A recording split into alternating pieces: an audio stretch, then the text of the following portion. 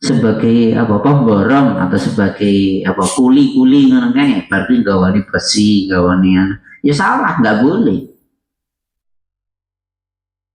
Jadi yang bukan haknya dia ambil, nah itu juga nggak boleh, haram.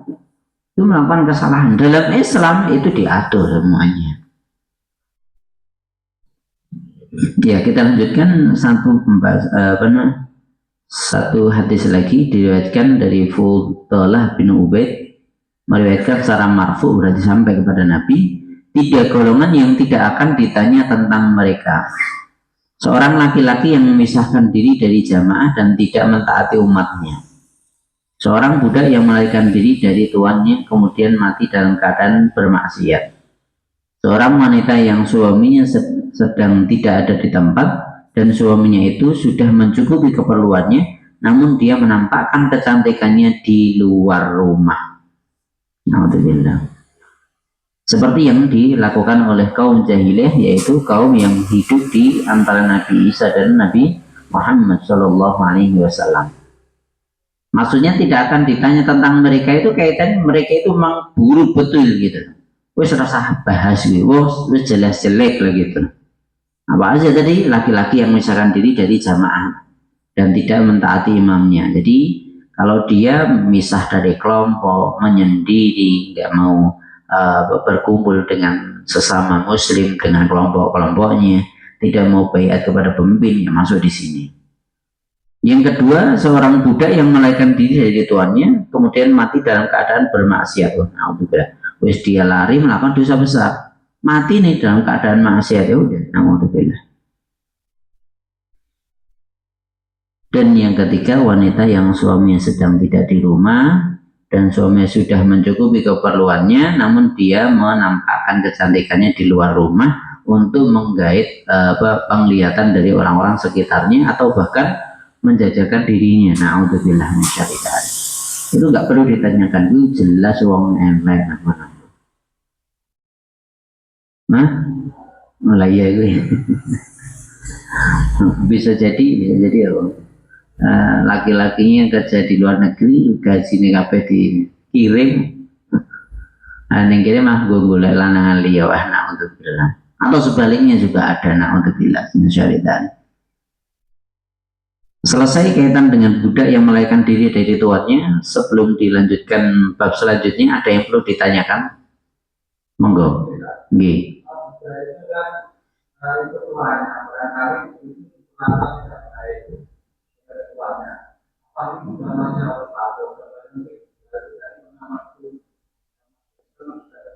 Sebelum masuk Islam ya.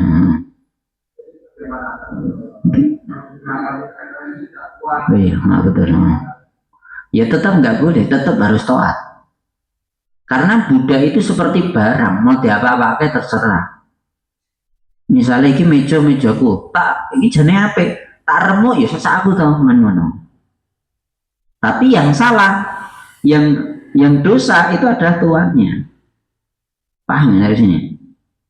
Ini meja apa tak remuk, sing bodoh kan aku ngono. Paham ya dari sini? Nah, terus sebagai meja ya dia tetap ya wis mau ngapain? Kan dia miliknya tuannya. Atau ini analogi yang lain. Kadang uang kakek barang ini jadi barang siapa di loak tok. Kan ini.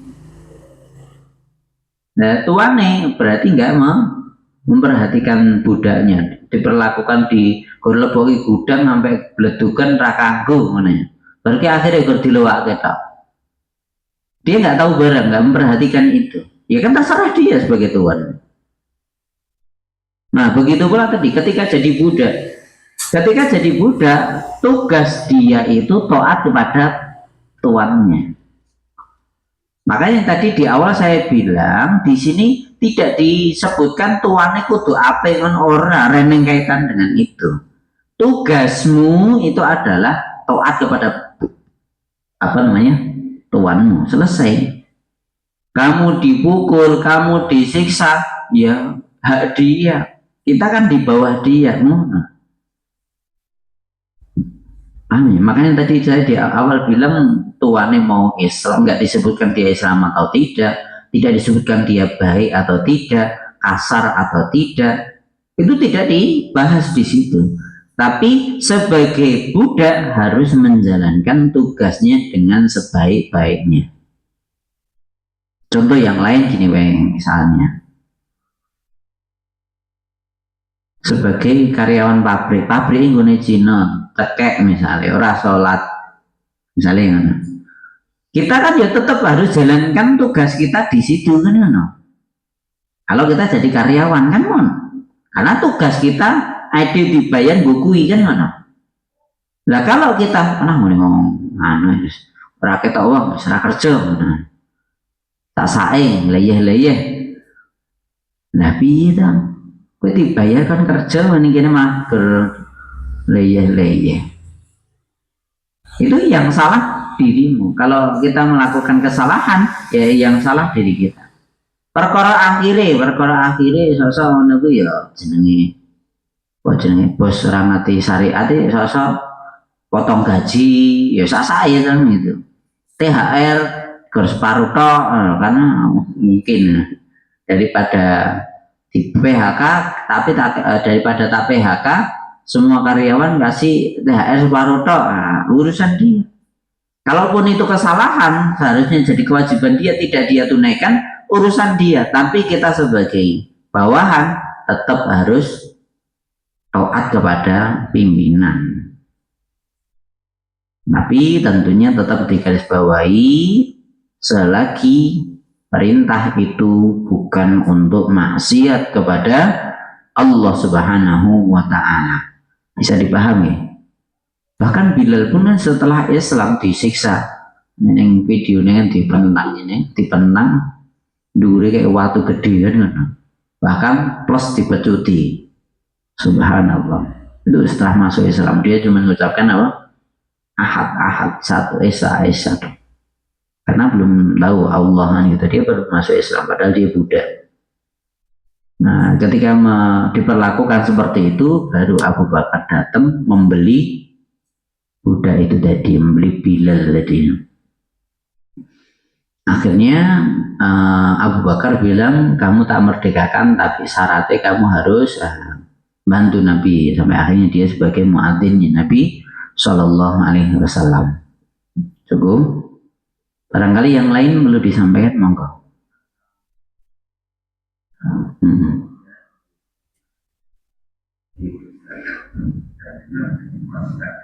Maksudnya?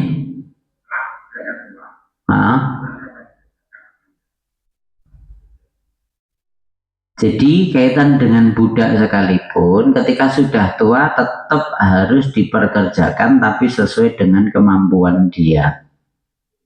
Jadi yo ora terus nek wis tuwa kerjane kudu kaya sing umur 20 tahun ya ora iso. Nggak bisa, namanya tenaga. Dan itu kalau dalam Islam nggak boleh dipaksa. Karena dalam Islam jelas kaitan dengan perbudakan ini nanti ada dalil untuk tuan loh ya. Kalau ini tadi kan bahasanya budak. Nah, tapi sebagai tuan itu harus memperkerjakan dia sesuai dengan kemampuan dia. Paham ya sampai sini ya? Nah, kalau tua, bahkan justru dalam Islam diajarkan seperti itu. Bahkan misalnya ketika dia sakit itu kan juga tanggung jawab tuannya. Kalau dia udah tua renta, layak pensiun, misalnya ngomong-ngomong misalnya, itu ya tetap tugasnya tuannya harus menghidupi ini budaknya kan gitu. Karena dia tanggungannya. Kayak ini ada duwe ingon-ingon mana lah, sama ya. Boleh dikatakan budak itu kan sama seperti hewan, sama seperti barang gitu, bisa diperjualbelikan dan itu milik hak mutlak atas tuannya kan gitu. Sama seperti misalnya di kucing misalnya, ya kucing kan tetap kayak kepangan dan seterusnya. Atau misalnya kita punya, kalau zaman dulu itu ada apa itu onta, ada onta kurus kering punya seseorang. Nabi ketika memegang, langsung Nabi teriak, ini punya siapa onta sampai kurus kering gini nih, cuman kelihatan longlet ngono ketok. Punya saya Rasulullah lah. oh kamu juga punya hak. Ojo gortok pecuti kon kerja tapi rata kayak pangan. Jadi kebutuhan dia harus ditunaikan kan gitu. Sama. Budak pun juga sama. Ketika dia udah dikasih sandang pangan papan, ya dia harus taat kepada tuannya. Jadi seperti itu. Tapi tuan tetap harus ngasih sandang pangan papan. Nah terus misalnya orang DKI terus nih, yaitu tugasnya tuannya, karena itu kan bawahannya. Nah, dia kan nggak dapat upah ketika membantu itu tadi gitu. Bisa dipahami kan? Cukup barangkali yang lain, monggo.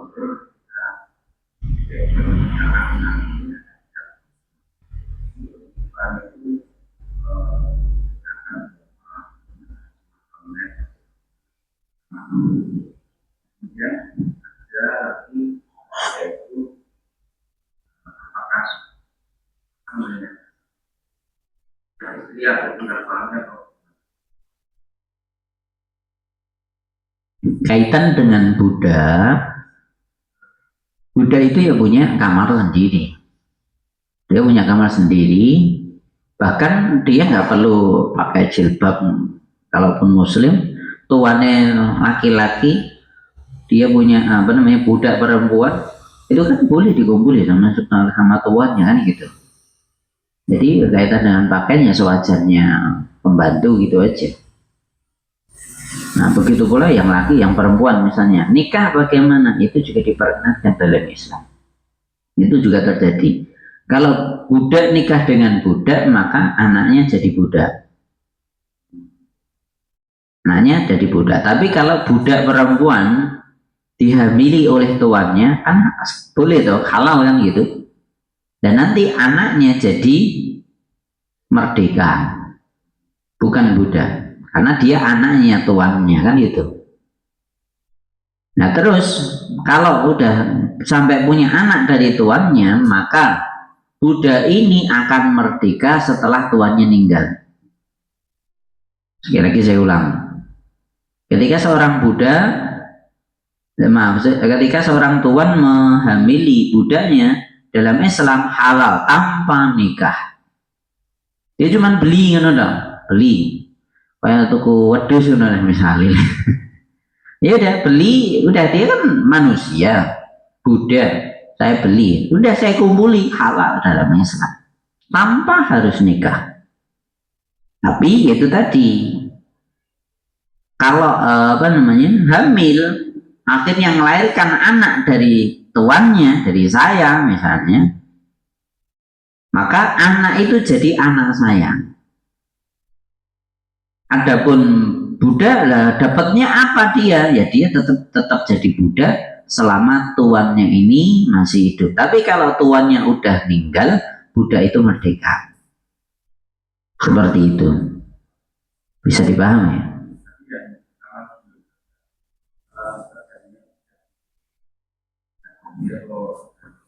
Nah, jadi gini, sebelum Rasulullah diutus itu sudah ada perbudakan.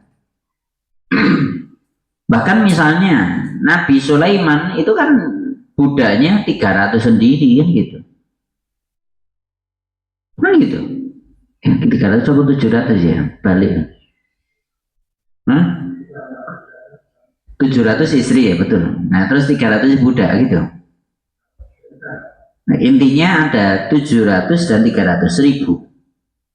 700 istri berarti 300-nya budak. Nah orang kewalik mencari lagi. 300 budak ya udah. Itu udah ada sejak zamannya Sulaiman. Bahkan sebelumnya sudah ada. Dan silahkan boleh dibuka sejarahnya juga bagi orang yang sudah pernah meneliti itu. Perbudakan itu sebenarnya sudah ada sebelum Islam itu turun. Maksudnya sebelum Nabi Muhammad diutus jadi Nabi. Dan ketika Islam turun kepada Nabi Muhammad ngajarkan justru supaya apa? Baik memerdekakan budak itu diperintahkan. Bahkan kalau ada orang melakukan kesalahan besar, budak itu harus dimerdekakan kan gitu. Jadi hal-hal justru dalam Islam mengajarkan untuk memerdekakan budak. Nah, selain itu juga diajarkan untuk memperlakukan budak dengan sebaik-baiknya gitu.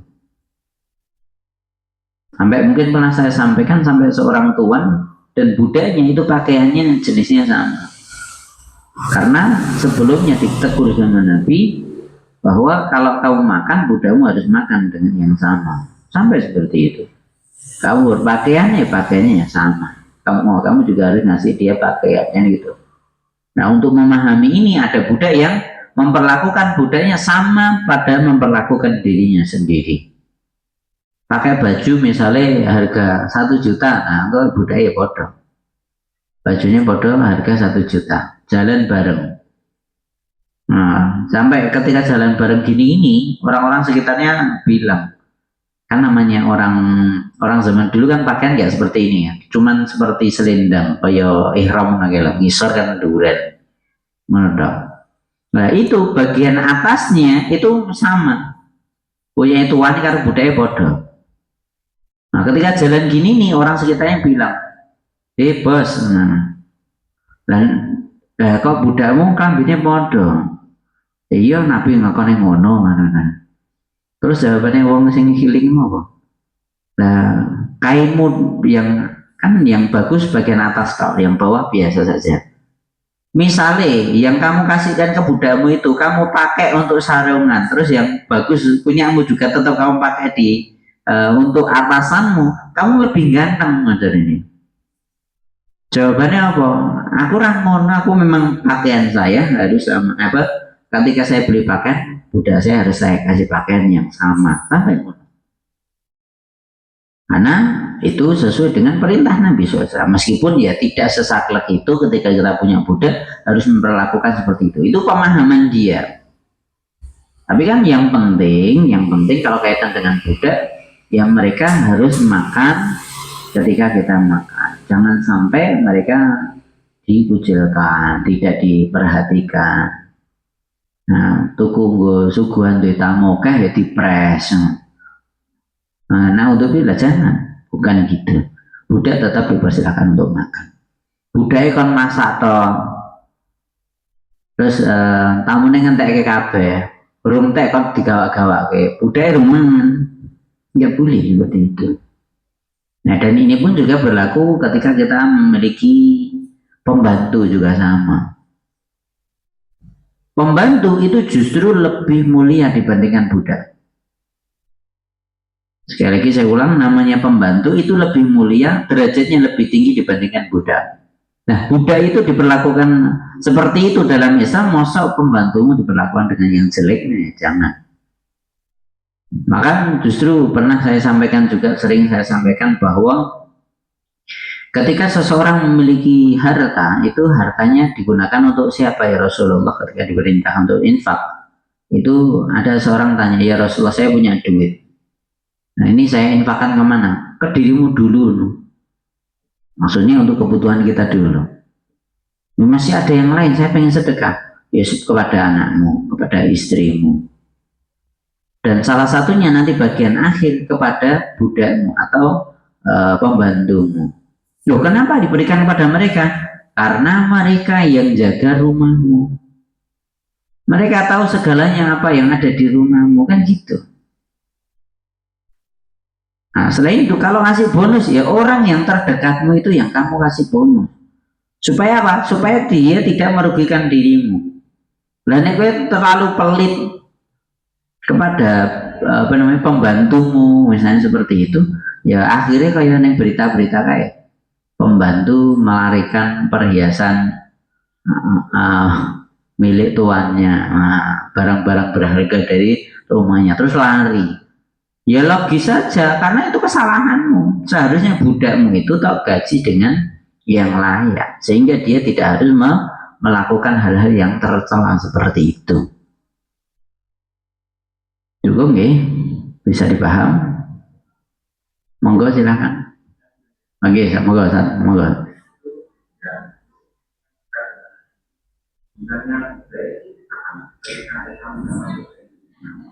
Hilangnya Buddha itu ketika khilafah Islamiyah runtuh. Khilafah Islamiyah runtuh. Namun bukan berarti yang melestarikan Buddha itu adalah orang Islam, enggak. Bukan itu. Tapi orang yang ada di dunia ini, bahkan bukan orang Islam sekalipun, itu sudah tidak menggunakan cara perbudakan itu. Jadi ketika udah ada perang dunia pertama, perang dunia kedua, baru setelah itu kan hancur khilafah Islamiyah hancur, itu kan baru setelah itu total hilang, nggak ada perbudakan. Namun bukan berarti sing gondeli genene perbudakan wong Islam, orang bukan itu. Sebelumnya kehidupan bermasyarakat sudah berubah. Namun sekarang diganti dengan perbudakan yang lebih dahsyat. Apa itu? Nyicil bank, utang. Itu adalah perbudakan yang lebih dahsyat. Kita wong-wong ku ya merdeka di omah, tapi omane dia nyicil atau punya mobil, punya motor, nyicil itu berarti dia udah terjerat sama bangkir itu. Naudzubillah min syarri dzalik. Dan perbudakan itu lebih dahsyat, betul. Beli rumah mungkin sekarang rumah apa yang ke subsidi, nah, yang murah gitu. Rumah subsidi paling 166 jutaan ngono paling. Coba di plafon sampai diangsur sampai 20 tahun, dicek. Hitungan toh, DP mubiro, angsuran mubiro, tiping sampai 20 tahun. Candane piro selisih berapa dari 166 juta tadi? Itu harganya bisa 2 atau 3 kali lipat. Naudzubillah min syarri dzalik, dengan berbagai alasannya. Bahkan yo barkui ada kenaikan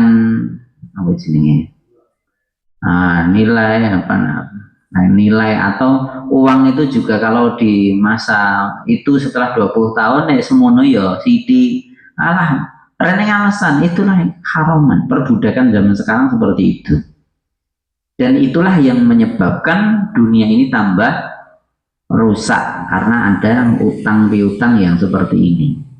Apalagi nanti kaitannya dengan uang kertas, uang yang tinggal ngetik neng bank, itu yang menyebabkan banyaknya inflasi dan seterusnya.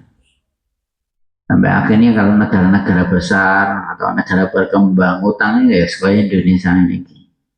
Kapan lunas ya? Mungkin lunas belum lunas ya di jerokin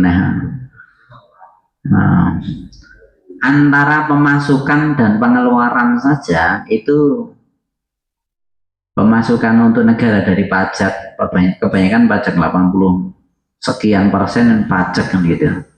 Itu dengan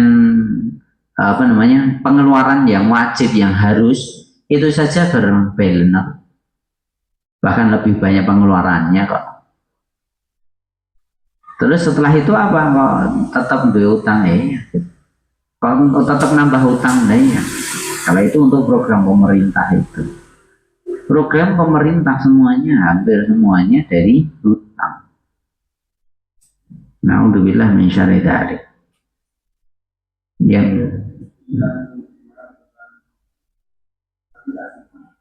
kaitan sama saja.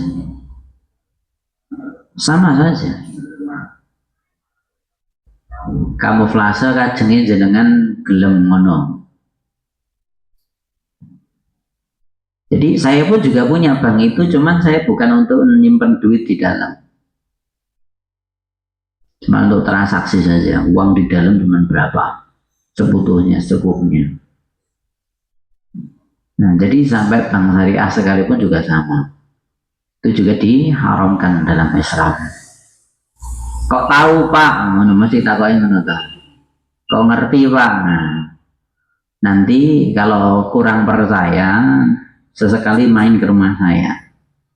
Istri saya itu mantan pegawai Bank Syariah Mandiri. Bank Syariah Mandiri yang saya jadi BSI itu kan semua bank syariah dikumpulkan jadi satu ke Bank Syariah Mandiri, sekarang jadi BSI itu. Nah, istri saya mantan pegawai Bank BSI. Tahu betul. Itu jelas ada ribanya. Bahkan lebih besar dibandingkan bank konvensional. Ya ada plus minusnya, sama aja sebenarnya. Cuman bajunya lain ya kan ya. Neneng kono yo diucapin salam assalamualaikum. Nah, bisa saya bantu ngono beda karo sing BRI apa Bank Jateng. Nah, kan ngono ya. Cuman itu aja. Cuman mereka jual pelayanan saja.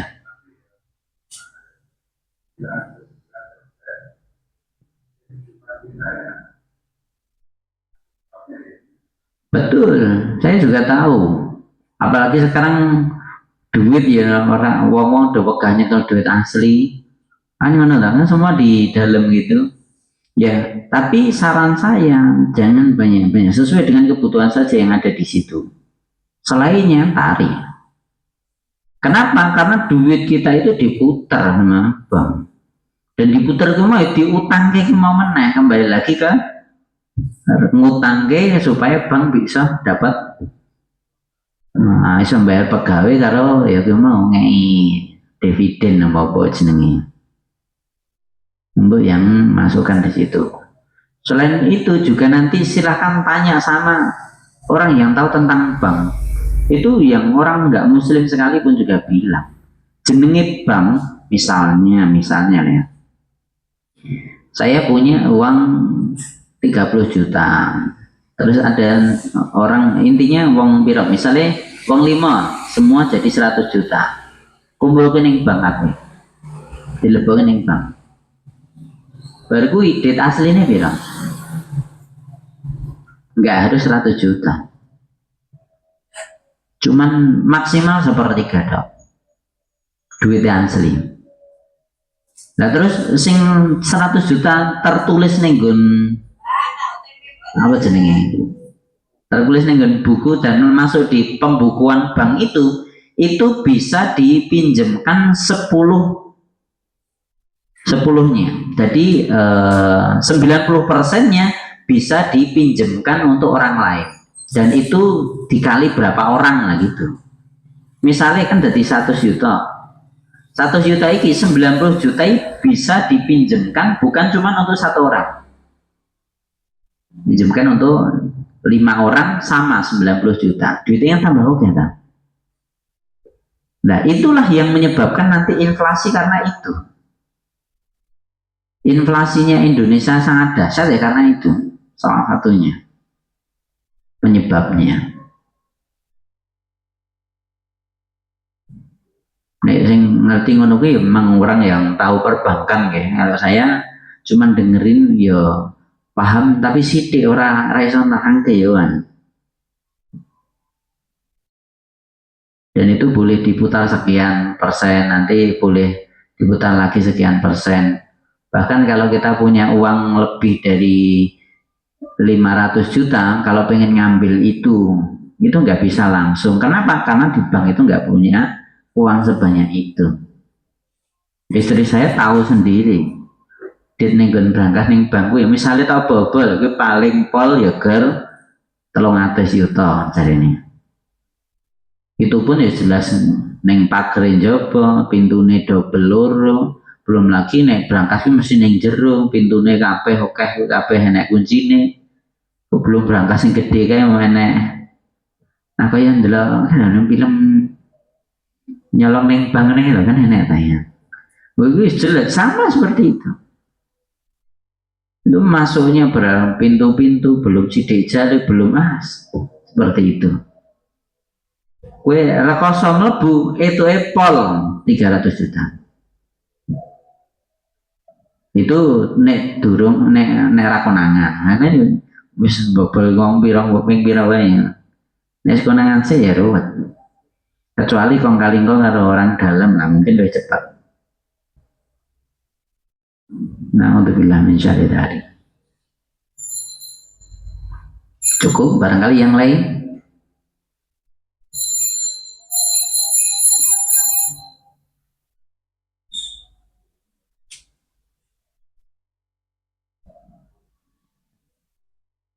Ya, sedikit cerita. Istri saya dulu memang betul, beliau adalah pegawai bank, ya, betul.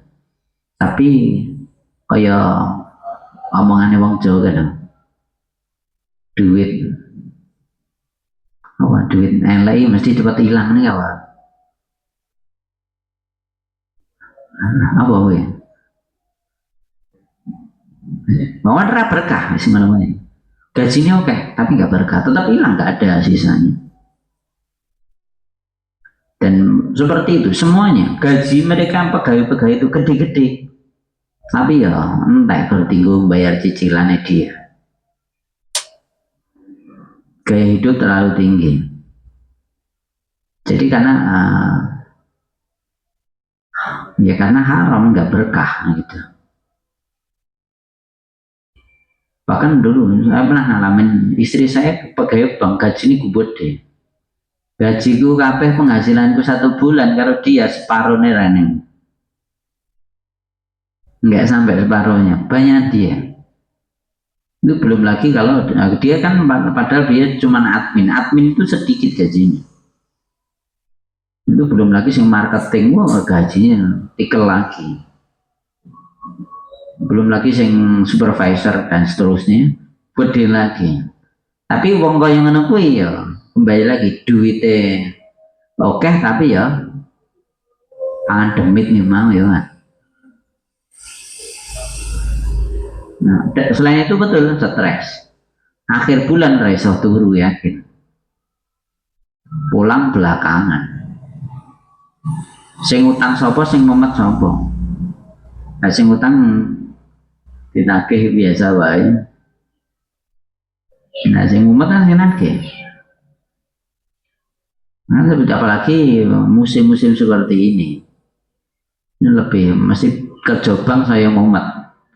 Banyak sekali teman istri saya yang keluar akhir-akhir ini dari bank. Kenapa? Jelas mumet tak ya. Nah, karena kredit macet semua, tuntutan kerja dan seterusnya. Nah, ngaruh itu kalau nggak memenuhi target, potong gaji dan seterusnya, wis jelas itu gaji mesti berkurang. Nah, kecuali pas ekonomi berputar, mereka target bisa banyak pencairan, nah, seperti itu bonusnya gede. Tapi pas ini kilo poso yakin pasti puasa. Dan udah saya dengar temennya istri saya tahun ini tok wis loro metu keluar metu. Kenapa ya? Karena yakin pasti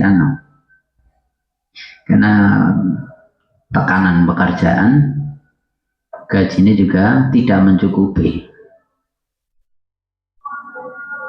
Ya, gue nih pasti takoni, wong koyo nih takoni, tobat ane gue 20 tahun, malah setahun deh, malah setahun.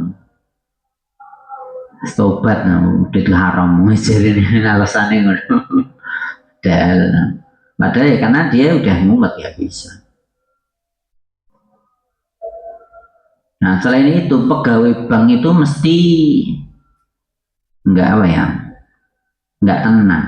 Makanya jenenge pegawai bank mesti gonta-ganti. Itu pasti. Kalaupun orangnya tetap pengen pegawai bank, ya kon gini rakasan atau pindah bank si oh enak ya kalau saya rapena metu pindah bank si ngono gitu terus. Dan itu pasti perputaran untuk gonta ganti pegawai itu banyak. Kenapa? Ya gue mau tekannya terlalu berat.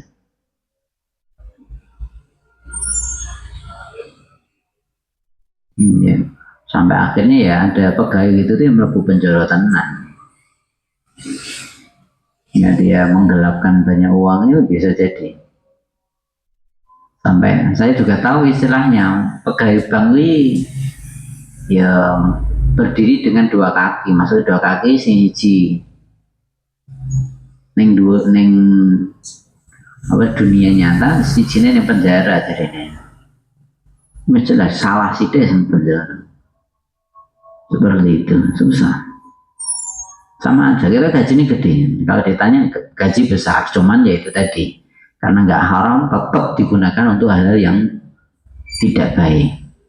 Nah kita harus hati-hati ini sebagai pelajaran saja. Cukup barangkali ada yang lain perlu ditanyakan. Oh kaitan dengan ibu-ibu kan, lihat ibu-ibu. Tadi kan suami harus istri harus mencari ridhonya suami kan gitu kan. Kalau tidak maka Allah nggak menerima sholatnya, pahalanya nggak akan naik kan gitu kan. Ya taat kepada suami itu ya sama saja. Mungkin dulu pernah saya sampaikan di sini juga bahwa istri kemana-mana keluar dari rumah harus izin kepada suami itu sebagai pemberitahuan saja. Jadi nenek apa-apa kepala rumah tangga ngerti ngono loh. Bermenutup asli ini. Sama seperti ketika kita punya anak. Anak ini jadi kudu omong ya, kudu laporan. Gini apa? Supaya kita sebagai orang tua tenang, podo tuh. Anak asli ya mungkin podo ibu-ibu nih kan sama seperti istri nih kan laporan nih gue suami. Pentingnya apa tuh aku ya balku ya mulai paling alasannya yang mana. Tapi tetap sebagai istri tetap harus izin kepada suaminya ketika keluar rumah. Sama seperti anak kita harus ketika keluar rumah mau kemana saja mau main apa-apa mereka juga harus lapor pada diri kita. Untuk apa toh? Supaya kita juga tenang. Bahkan sebagai ibu pun juga seperti itu, punya anak perempuan suruh-suruh orang tekan ngomah kan ya mesti mikir. Nah seperti itu mesti digoleki kan itu. Nah jadi harus tetap ada laporan. Bahkan kita juga jadi kalau misalnya saya jadi langsung nelponin leh orang tekan ngomah. Nah no. Dia orang tekan ngomah ning ndi mesti ngono. Nah dan seterusnya itu tetap usaha. Tugas kita apa? Jalankan. Kita harus cari ridho suami. Sebagai suami tetap usaha mengarahkan anak istrinya supaya taat kepada Allah Subhanahu wa taala.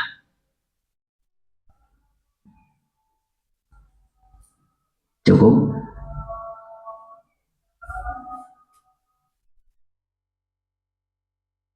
Bukan stang lah Pak. Nggak jadi tanya Pak. Nggak bisa bahasa Jawa, nggak bisa Jawa ya. Nah ya. Monggo silakan.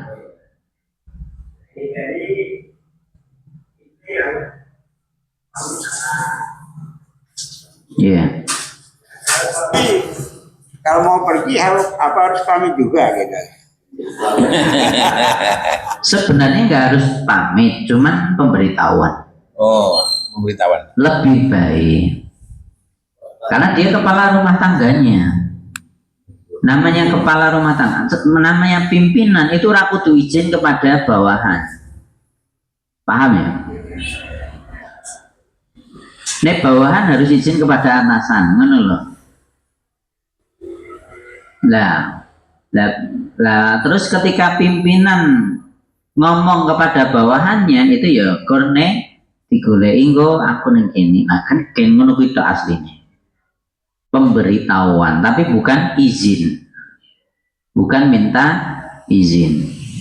Tapi ya kembali lagi wong lanang yang menunggu orang gagasan. Butuh ya ngomong.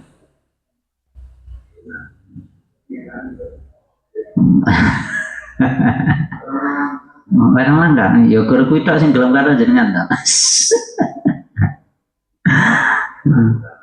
Ala iya, surapopo. Rapopo, pernah paman saya itu dulu jane ya wis apa jenenge lulus S1. Cuman setelah itu dia gila. paman saya gila. Yaudah di akhir hayatnya mungkin kira-kira umur 60-an kurang dikit. Dia itu kemana-mana orang go KTP, motornya elek wis ngono kuwi. Jenenge wong edan sak seneng itu. Motornya motor Yamaha apa? Yang 75 kan. Ya Yamaha 75 BP ini. Kuwi wis elek yang ngeten ya mlaku. Dan itu perjalanan ke Kebumen Prembun. Prembun itu padahal rumahnya Klaten Cawas. Perjalanan ke Prembun. Prembun itu Kebumen. Itu rumah kakaknya, rumah kakak ini kakak dari paman saya itu. OTW sana. Tekan di saat durungnya Prembun bawa men. Kutoarjo sebelum Kutoarjo ya Pak. Nah, gombongi bar kuwi no sebelumnya. Purworejo. Nah, sampai Purworejo atau Kutoarjo ngono kuwi dia nabrak truk mandek biyen. Bengi-bengi nabrak truk mandek. Mbuh ora ngerti, meninggal. Orang nggo KTP. Ora nggo KTP. Lah ya wis jenenge polisi tetap bisa goleki. Sidik jari kan metu. Kita kan nggak bawa KTP apa-apa. Anggere ning kepolisian sidik jari nih wis metu. KTP ngendi langsung dihubungi. Jadi langsung dihubungi dengan desane parani. Ya seperti itu.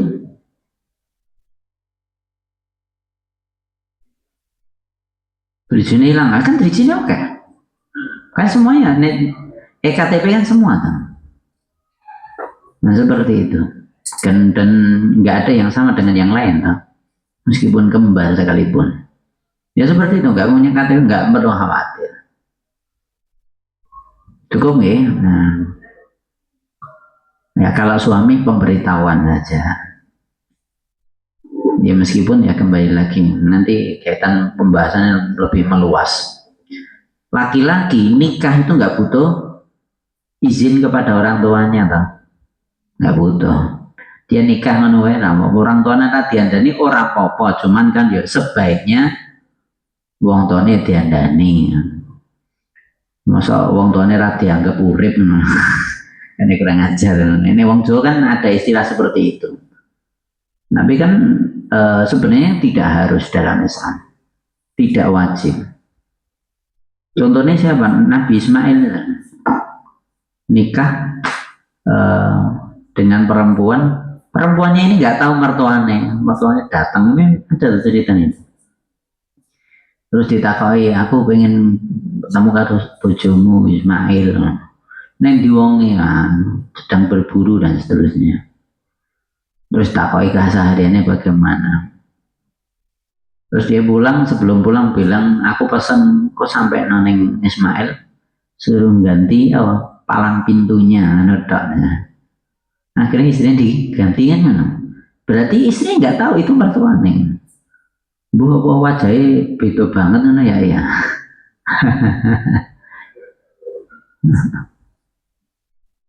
Tanya Ustaz. Monggo silakan. Tadi disampaikan hadis ma'fu, yang dimaksud hadis ma'fu itu marfu. Hadis marfu itu hadisnya sampai kepada Nabi. Jadi istilah-istilah hadis itu banyak sekali. Marfu itu sampai kepada Nabi, berarti hadis ini ada kemungkinan besar sampai pada Nabi. Ya nanti ada hadis mursal. Mursal itu sahabatnya hilang. Jadi Nabi bersabda, tapi saya nyampe ke tabiin kan, jenenge mursal. Nah hadis mungkote tengah-tengah hilang. Mungkin tabiinnya hilang kayak tabiinnya hilang kayak. Nah. Kalau hadis mu'alaq ini langsung yang menyebutkan langsung sing ngetok ke hadisnya Nabi bersabda ini mu'alaq. Berarti banyak itu nanti kaitan dengan hadis itu pembelajarannya itu banget. Marfu itu sampai pada Nabi. Tidak terputus gitu aja. Cukup Bu, bisa dipaham? Itu nanti belum ada pembahasan kaitan dengan sahih atau dhaifnya atau hasannya loh ya. Ini kaitan dengan sanad. Nah nanti kalau marfu itu sampai pada Nabi menurut. Nah marfu ini bisa dhaif, bisa hasan, bisa sahih. Ya, cukup nggih. Insyaallah kita lanjutkan di pertemuan mendatang. Kurang lebihnya mohon maaf. Wa aqulu qawli hadza wa astaghfirullah li wa lakum walhamdulillahirabbil alamin. Assalamualaikum warahmatullahi wabarakatuh.